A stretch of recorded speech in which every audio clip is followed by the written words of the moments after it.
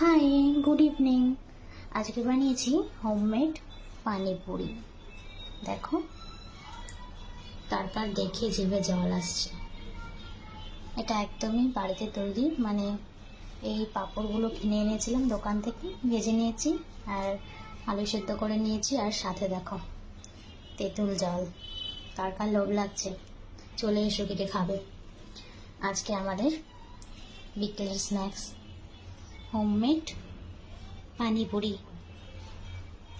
তাড়াতাড়ি চলে এসো, বেশি অ্যাভেলেবেল নেই, যারা যারা খাবে চলে এসো। দেখো, অনেকদিন থেকে ফুচকা খেতে ইচ্ছে করছিল, তো বাইরে যাওয়া হচ্ছিল না জন্য বাড়িতেই বানিয়ে নিলাম। কেমন হয়েছে জানিও কিন্তু অবশ্যই কমেন্ট করে।